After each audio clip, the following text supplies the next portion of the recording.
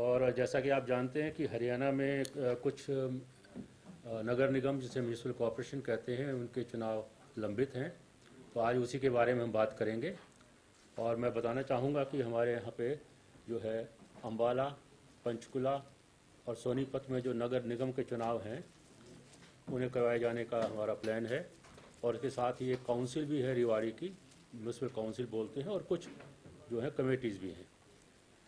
इस पर काफ़ी दिनों से हमारी जो है कोशिश चल रही थी, क्योंकि बीच में जो है डिलिमिटेशन के बाद में इन नगर निगमों को दोबारा बनाया गया, अम्बाला को दोबारा बनाया गया और पंचकुला को भी दोबारा बनाया गया। तो एक किस्म से यहाँ पे फ्रेश इलेक्शंस हो रहे हैं, हम ये नहीं कह सकते कि डिले हुए हैं।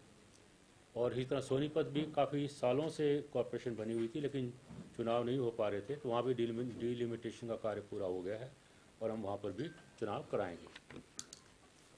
तो सबसे पहले मैं तिथियों का ऐलान कर दूं और बाकी बातें बाद में बताऊंगा कि जो है कल 4 तारीख को जो है हम इसका नोटिस पब्लिश करेंगे। रिटर्निंग ऑफिसर जो कि डिप्टी कमिश्नर है हमारे, वो जो है कल नोटिस इशू करेंगे 4 तारीख को।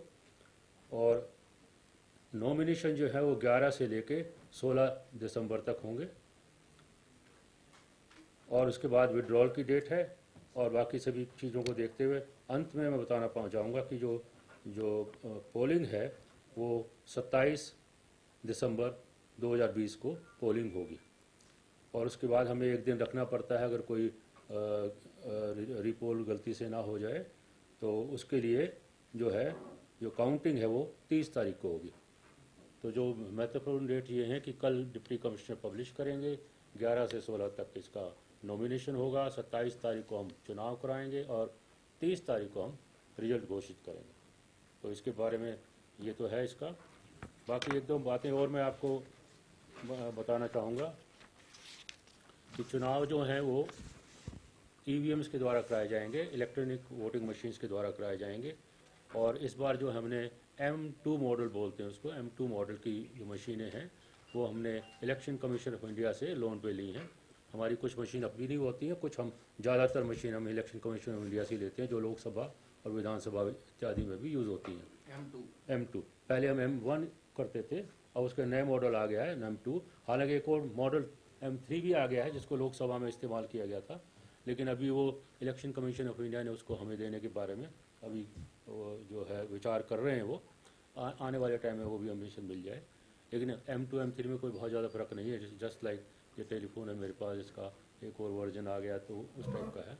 Otherwise this machines despite all the things which we read in the media, this electronic voting machines are robust machine, they are stand alone calculators. इसमें कोई वाईफाई नहीं है, इसमें कोई ब्लूटूथ नहीं है। और ये गलत फहमी होगी और गलत बात होगी अगर हम ये कहें कि इसको टेम्पर किया जा सकता है या टेम्पर प्रूफ नहीं है। तो इन मशीनों के ऊपर जो है हम चुनाव कराएंगे।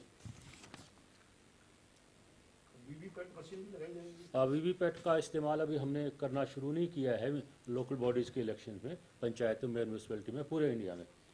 लेकिन आज नहीं तो कल शायद करना भी पड़े, क्योंकि वीवीपैट की कॉस्ट बहुत ज़्यादा है।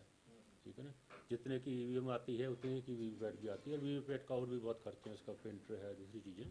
बट आज की तिथि में पूरे देश में हम जब भी म्यूनसिपैलिटी के चुनाव कराते हैं या पंचायतों के चुनाव कराते हैं तो हम वीवीपैट नहीं करते। कोई हमारा नंबर भी बहुत ज़्यादा होता है, ठीक है ना। जैसे कि हमारे 6200 तो सरपंच हो गए और 62,000 पंच हो गए, तो इतनी सारे ईवीएम लाना हमारे लिए बड़ा मुश्किल का काम होता है अगर पंचायतों के करवाते हैं तो। और जो बड़े राज्य हैं, ये इम्प्रूव्ड वर्जन्स हैं, वो मोर सिक्योरिटी फीचर्स। जो एक चीज़ 2001 में कोई मशीन बनी थी, 2001 में जब एप्पल ने ये फ़ोन लॉन्च किया था और आज 2020 में 10 दिन पहले ये दोबारा किया, तो फ़र्क तो है, ठीक है। लेकिन इम्प्रूव्ड वर्जन होते हैं, बेटर सॉफ्टवेयर।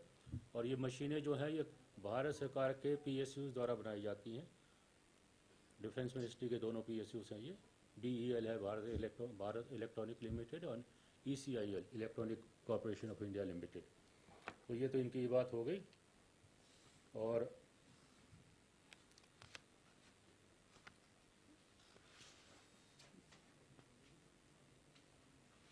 एक और मैं मेजर डिफरेंस बताना चाहूँगा कि हरियाणा सरकार के द्वारा जो निर्णय लिया गया है और उसके अनुसार नियम और कानून है उनको भी बदला गया है कि मेयर का चुनाव पहली बार 2 साल पहले डायरेक्ट हुआ था, लेकिन जो काउंसिल और कमेटीज़ हैं उसके जो प्रेसिडेंट बोलते हैं उसको हम प्रेसिडेंट का चुनाव डायरेक्ट नहीं था।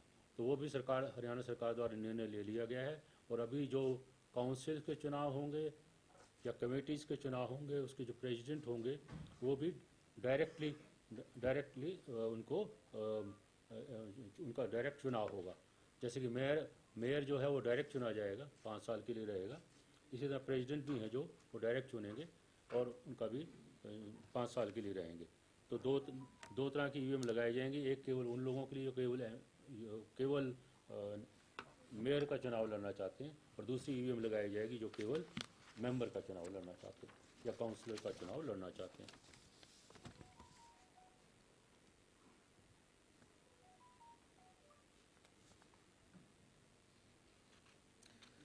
इसके अतिरिक्त जो है हमने जो खर्चे की जो सीमा है, एक्सपेंडिचर लिमिट है, उसको भी रिवाइज किया गया है। और मैं बताना चाहूँगा कि पहले कॉरपोरेशन के मेयर के लिए 20 लाख रुपए तक की सीमा हमने निर्धारित की थी कि खर्च कर सकते हैं।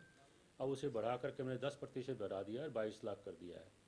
और इसी तरह पहली बार जो काउंसिल के प्रेसिडेंट हैं वो पहली बार चुनाव लड़ेंगे, तो उनके लिए 15 लाख की सीमा हमने निर्धारित की है और मेंबर्स के लिए 3 लाख की है। इस तरह पहले कितनी थी प्रेसिडेंट के लिए पहले नहीं थी जो 15 लाख कर दी है, और मेंबर के लिए पहले 3 लाख थी और 3,30,000 कर दी है। और इसी तरह कमेटी में भी प्रेसिडेंट के लिए पहले नहीं थी तो अब 10 लाख कर दी है, और मेंबर के लिए 2 लाख थी उसे बढ़ा के 2,25,000 कर दिया है। ये इन कारणों से किया गया है कि 10% की हमने बढ़ोतरी की है, क्योंकि कई पॉलिटिकल पार्टीज़ ने और उम्मीदवारों ने बताया था कि कोविड-19 के चलते उनके खर्चे बढ़ने की संभावना है। सोशल डिस्टेंसिंग मेंटेन करनी है, काफ़ी तरह के हमने तो करना ही, मैं बताऊंगा हम कोविड में क्या करेंगे, पर उन कैंडिडेट्स को भी इसमें काफ़ी कुछ कॉर्पोरेशन का जो मेंबर जो है